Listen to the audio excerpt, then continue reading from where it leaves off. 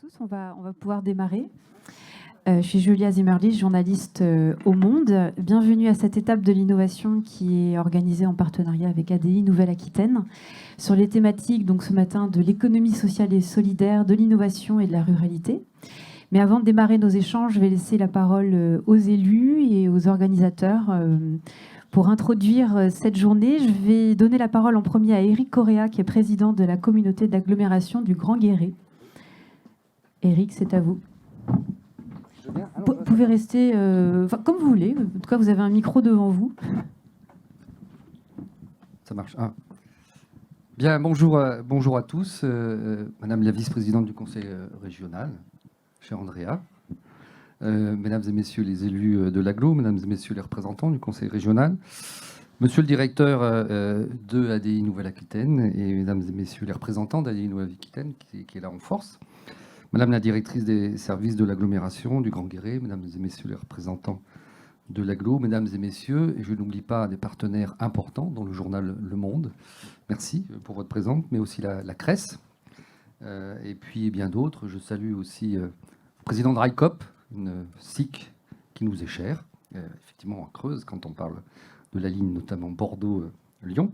Merci pour ta présence.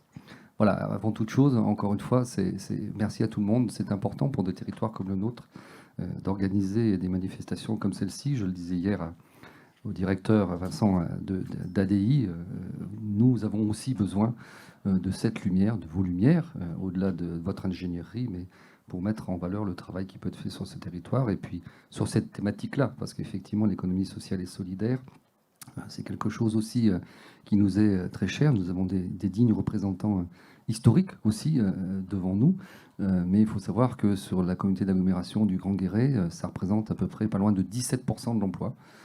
Voilà, donc nous sommes très attachés à l'économie sociale et solidaire, à l'autre économie, on pourrait dire aussi quelquefois. Mais peu importe, en tous les cas, c'est une économie et des emplois durables avec des services effectivement qui sont importants pour la population et cela est très fort pour nous. Alors, bienvenue également dans ce tiers-lieu, la quincaillerie. Je salue Baptiste, notre quincailler concierge en chef, Baptiste Ridou, qu'on ne présente plus maintenant, parce que je crois qu'il est encore plus connu que nous quatre réunis sur scène. Voilà, bienvenue dans le couteau suisse de la communauté d'agglomération. Effectivement, comme je le dis souvent, la quincaillerie, c'est un petit îlot d'humanité dans un monde qui s'ignore souvent, trop souvent, se querelle parfois. Et c'est un véritable levier de développement territorial que beaucoup mésestiment, mais en tous les cas qui, avec d'autres tiers-lieux, à la fois en Creuse et en Nouvelle-Aquitaine, sont en train de prendre une place de plus en plus importante dans les politiques publiques et dans la réorganisation, je dirais effectivement, la validation de nos politiques publiques. Nous sommes très attachés à ces lieux d'échange et de démocratie locale, si je peux m'exprimer ainsi. Voilà, donc je ne serai pas plus long, parce qu'il faut laisser place après aux autres intervenants et au débat. Mais encore une fois, merci pour votre présence ici. Merci beaucoup, Éric Correa. Je vais passer la parole à Andrea Brouille. Vous êtes première vice-présidente du Conseil régional de Nouvelle-Aquitaine en charge du développement économique, de l'innovation et de l'accompagnement à la RSE des entreprises. Oui, merci. Bonjour à tous. Éric, tu as très bien fait le protocole, donc mon introduction va se résumer à bonjour à toutes et à tous. Je suis ravie d'être aujourd'hui sur cette étape d'innovation qui parle sur la thématique de l'ESS. Vous savez, c'est une politique portée par la région Nouvelle-Aquitaine, puisque nous avons créé lors du dernier mandat une direction dédiée à l'économie sociale et solidaire, avec une vice-présidente aussi, Maud Caruel, sur ce sujet. Je crois qu'on est la seule région en France. Alors là, c'était le côté cocorico. Je salue bien sûr ma collègue Marie-Laure Quivelier qui est présente, et je crois qu'Émilie Alonso aussi devrait être là, mais bon, peu importe. Juste peut-être que depuis les années 70, il ne se passe, je crois, pas un instant ou une année sans fermeture de classe, fermeture d'école, fermeture de bureaux de poste, d'épicerie, voire même le primordial dans nos zones rurales de bars, de cafés. Et pourtant, la population y augmente. Donc, voilà qu'il n'y a donc pas de fatalité. Et à l'heure où je crois, les circuits court, le vivre au vert reviennent aussi dans l'air du temps, un peu plus. Les campagnes sont pour nous des laboratoires d'une économie plus responsable au point de vue social, mais aussi environnemental, mais avec des retombées ou en tout cas une redistribution des richesses réelles. Nous voyons aujourd'hui revivre des communes grâce à des initiatives relevant de l'ESS, portées par des citoyens engagés et pas que, parce que l'ESS est une structuration pour moi qui est efficace, avec un vrai effet levier pour un développement économique, pour un développement d'activité, de l'emploi qui est bien sûr non délocalisable, et voire même de retournement des territoires. Donc c'est pour moi une réponse durable et un modèle économique d'avenir. C'est pourquoi, si les chiffres, pour vous donner quelques chiffres, 2 millions de néo-ruraux se sont installés dans les communes de moins de 2000 habitants depuis 20 ans. Alors si l'ESS est adapté bien sûr aux projets collectifs d'habitants, je trouve que le milieu juridique de ces structures peuvent aussi faciliter le démarrage d'une activité et la constitution en fait d'un capital, par exemple, et vous le savez, je ne vais pas vous le rappeler à vous, la société coopérative d'intérêt collectif permet à ses habitants, une commune et à une association de porter un projet.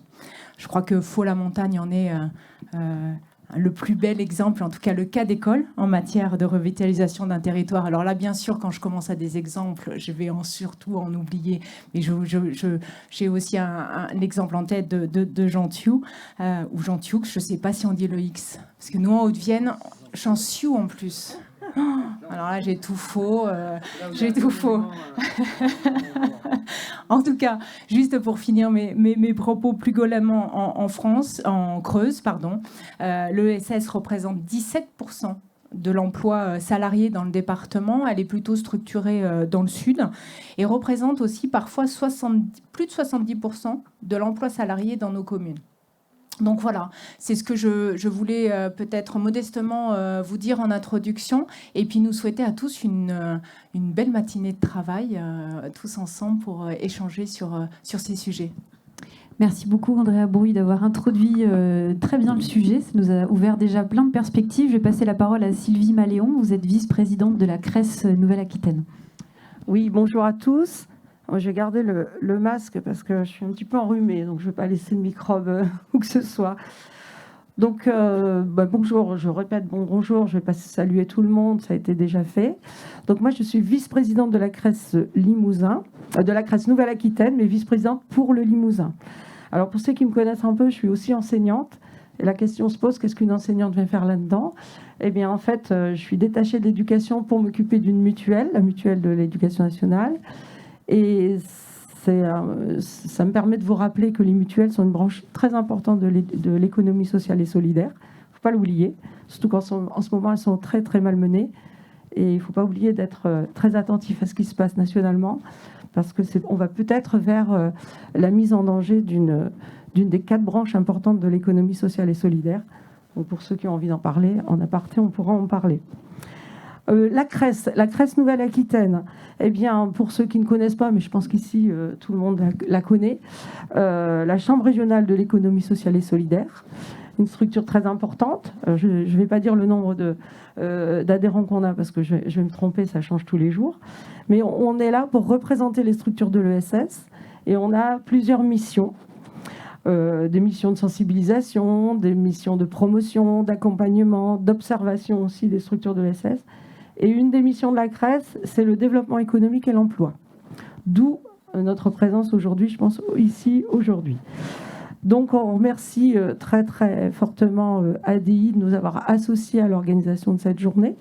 On se rend compte que l'ESS est de plus en plus pris en compte, et notamment dans l'innovation. Donc, merci beaucoup d'avoir fait de nous le partenaire de cette journée. Alors, l'innovation, pour nous, pour l'ESS, ce n'est pas du tout quelque chose qui est inconnu. On a toujours été innovant dans l'économie sociale et solidaire. Alors, je citerai, puisque c'est dans mon domaine, je vais me permettre quand même de citer l'exemple de la mutualité ici en Creuse, avec l'établissement sanitaire mutualiste de Sainte-Fère, qui a été bâti ici en 1906, et c'était vraiment une innovation à l'époque.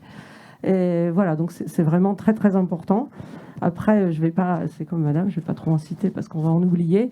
Par contre, vous pourrez regarder le mur des innovations et vous verrez qu'on n'est pas du tout en manque dans notre territoire.